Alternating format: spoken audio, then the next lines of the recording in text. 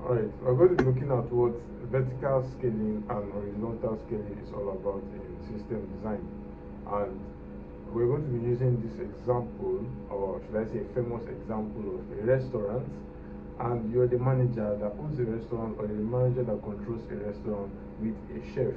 Now, in a normal day to day, you have orders coming in and out, but suddenly the orders are now more or much. Now, you being the manager, you go and tell your chef to give him some money, of course, and tell him to double or triple the rate at which he produces or makes food for a client. Now, the chef on his own, the process of optimizing and increasing output using the same results or using the same resource is known as vertical scaling. Vertical scaling is optimizing and increasing outputs with the same resource. So, in this case, you have the chef, and then you might want to add one backup. You might want to add one backup chef so that in case you are not around, the backup chef will take over. Now, another key factor is you might also want to receive orders at non-peak hours.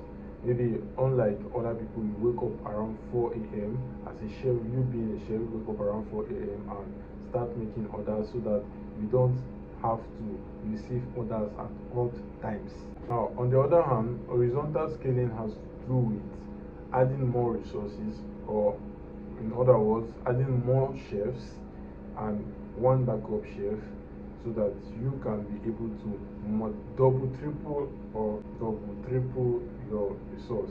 You're adding more resources and you're making everything double.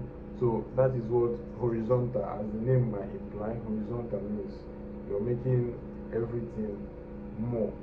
So the opposite of vertical is using the same resources that you had earlier to make an output or to increase your output, while on the other hand, horizontal resource is you making it more.